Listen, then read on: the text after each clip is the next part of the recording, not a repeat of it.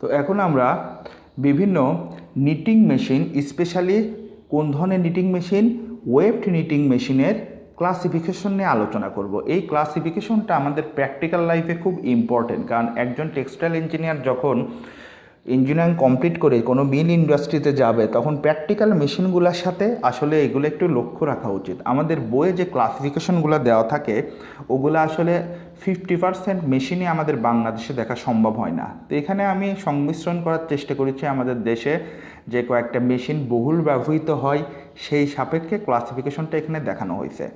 এটার সাথে আবার বইয়েরও অনেক সম্পর্ক আছে, আমরা সামনে আস্তে আস্তে গেলে পরে বুঝতে পারবো। তো ফ্রেমের ডিজাইনের উপর ভিত্তি করে ওই ওয়েফট নিটিং মেশিনগুলোকে দুই ভাগে ভাগ করা যায়। একটা হচ্ছে সার্কুলার নিটিং মেশিন, একটা হচ্ছে ফ্ল্যাট নিটিং মেশিন। এখন ফ্রেম কি? ফ্রেম বলতে বোঝায় আসলে এই যে ইয়ার্নগুলা হোল্ডিং কিভাবে আছে, কার উপরে ইয়ার্নগুলাকে ধরে রয়েছে নিটিং মেশিনের, সেগুলাকে বলা হচ্ছে ফ্রেম ডিজাইন। আবার যদি দেখা যায় যে আসলে মেশিনটার বাইরের গঠনটা কীরকম, এই ফ্রেম ডিজাইনের উপর ভিত্তি করে এটার শেপটা যেহেতু গোলাকার সেহেতু এটাকে বলতেছে সার্কুলার, আর এটার শেপটা যেহেতু ফ্ল্যাট সেহেতু এটাকে বলতেছে কি ফ্ল্যাট নিটিং মেশিন। তো এরপরে যদি আমরা ফ্ল্যাট নিটিং মেশিন সম্পর্কে দেখি, যে ফ্ল্যাট নিটিং মেশিনটা আবার তিন ধরনের থাকে। একটা হচ্ছে ফ্ল্যাট বেড নিটিং মেশিন, আর একটা হচ্ছে ভি বেড নিটিং মেশিন যেটাকে আমরা বলি সোয়েটার নিটিং মেশিন, আর একটা হচ্ছে স্ট্রেট বার ফ্রেম নিটিং মেশিন। এটা একটা স্পেশাল নিটিং মেশিন, এটা বাংলাদেশে নাই। এটা আগে প্রচুর পরিমাণে ব্যবহৃত হতো, তবে বর্তমানে সার্কুলার নিটিং মেশিন এসে এই স্ট্রেট বার ফ্রেম নিটিং মেশিনটার চাহিদা অনেক কমে গেছে। এটার মূলত ব্যবহৃত হচ্ছে চায়নায়। তো যাই হোক, ফ্ল্যাট বেড নিটিং মেশিন, এই নিটিং মেশিনটা আসলে ম্যানুয়াল নিটিং মেশিন। এখানে ভি বেডের মতো ডবল বেড থাকবে না। যেরকম আমরা জানি ভি বেড নিটিং মেশিনে দুইটা বেড থাকে, একটাকে বলি ফ্রন্ট বেড, একটাকে বলি ব্যাক বেড। আর এই ফ্ল্যাট বেড যে নিটিং মেশিনটা, এখানে একটাই বেড থাকবে এবং এই একটা বেডে নিডেলগুলো সাজানো থাকবে। এগুলো সাধারণত সিঙ্গেল জার্সি যে ফেব্রিকগুলো সেগুলো তৈরিতে ব্যবহার হয়, সেজন্য এটা ম্যানুয়াল যেহেতু হস্তচালিত। আর যেটা ভিভেড নিটিং মেশিন সেটা আবার তিন ধরনের, ম্যানুয়াল, হস্তচালিত, অটোমেটিক। অটোমেটিক বলতে বোঝাচ্ছে কি একটা প্রোগ্রাম দেওয়া হলে মেশিনটা প্রোগ্রাম শেষ না হওয়া পর্যন্ত চলবে। আর একটা হচ্ছে সেমি অটোমেটিক। সেমি অটোমেটিক বলতে বোঝায় কোনো একটা ফেব্রিকের ওয়াইট কিছু দূর পর্যন্ত এতটুক দরকার, আবার দেখা যাচ্ছে ওয়াইটটা কোনো ক্ষেত্রে বাড়ানো দরকার, আবার ওয়াইটটা কমে দেওয়া দরকার। এই ধরনের ক্ষেত্রে সব মেশিনে এইরকম প্রোগ্রাম সেট করা যায় না, যেগুলো সেমি অটোমেটিক। আমাদের বাংলাদেশে বেশিরভাগ ফ্ল্যাট নিটিং মেশিনই সেমি অটোমেটিক, যেটা আসলে সোয়েটার নিটিং মেশিন হিসেবে ব্যবহার করা হয়। সেই জায়গায় একমাত্র যেগুলো সেমি অটোমেটিক সেই ক্ষেত্রে এই প্রোডাকশনটা পাওয়া সম্ভব হয়। তো এখন আমরা একটু এগুলোর চিত্র দেখে আসি। যেরকম ফার্স্টে বলেছিলাম কি যে ফ্ল্যাট নিটিং মেশিনটা কয় ধরনের, ভি বেড, অর্থাৎ যার দুইটা বেড থাকবে, এটা হচ্ছে ভি বেড। এই পাশে একটা বেড, এই পাশে আর একটা বেড। এটা আসলে ম্যানুয়াল।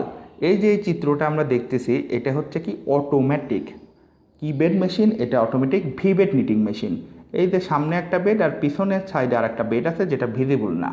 আর এটা হচ্ছে ফ্ল্যাট বেড নিটিং মেশিন, অর্থাৎ যেখানে একটা নিডেল বেড থাকবে, দেখা যাচ্ছে একটা স্ট্রেট নিডেল বেড, ভি এর মতো কোনো শেপ নাই। আসলে এই যে ভি বেড নিটিং মেশিন এটার মূলত ব্যবহার কি, এই যে যত রকম গেঞ্জি আছে তার কলার কিংবা সোয়েটারের যেটা কাফ, এগুলা তৈরিতে সাধারণত এই ভি বেড নিটিং মেশিনগুলো ব্যবহৃত হয়। আর এই জায়গায় একটা চিত্র দেওয়া আছে, সেটা হচ্ছে স্ট্রেট বার ফ্রেম নিটিং মেশিন। এই যে এইরকম প্রতিটাই ফ্রেম যুক্ত থাকে এবং এই জায়গায় নিডেলগুলো সাজানো থাকে এবং সারি সারি অনেক, তাও মোটামুটি এক লাইনে 50 থেকে 100টা ফ্রেম থাকে। এইটাকে বলা হচ্ছে স্ট্রেট বার ফ্রেম নিটিং মেশিন, যেটা আমাদের দেশে নাই। তো যাই হোক, এবার আমরা আর একটা স্ট্রাকচার দেখে আসব। এই স্ট্রাকচারটা অনুযায়ী নিডেল বেড অনুযায়ী ওয়েফট নিটিং মেশিনকে আবার দুই ভাগে ভাগ করা যায়, single jersey knitting machine, double jersey knitting machine.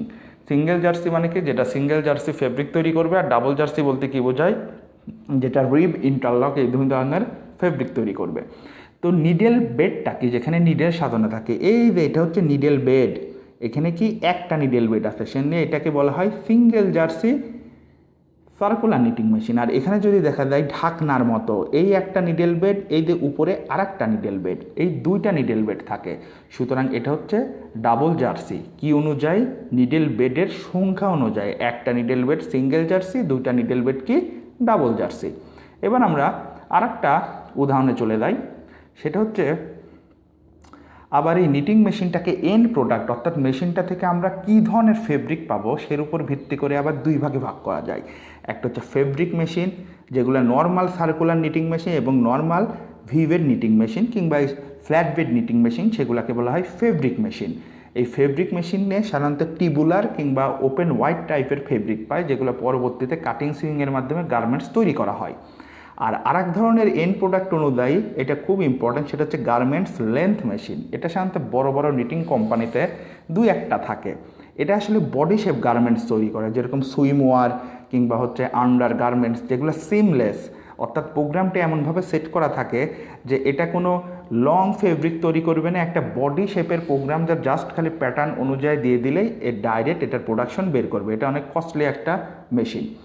তো এখন এটা কি এন্ড প্রোডাক্ট অনুযায়ী, যেমন উদাহরণ থেকে দেওয়া যাক, আমরা যে নর্মাল সার্কুলার নিটিং মেশিনগুলাই দেখি সেখানে ফেব্রিক টেকডাউন মেকানিজমও দেখি এই ধরনের কি পাওয়া যায়, ফেব্রিক টিউব পাওয়া যায়। এগুলাকে, যেগুলা আমরা কিছুক্ষণ আগে দেখে আসলাম, ফেব্রিক নিটিং মেশিনে পাই। আর এই যে একটা ড্রেস দেখতেছি সম্পূর্ণ বডি শেপ, এখানে কোনো সিম নাই, অর্থাৎ কোনো সেলাই নাই, সেলাইয়ের মাধ্যমে কোনো খণ্ড যুক্ত হয় নাই।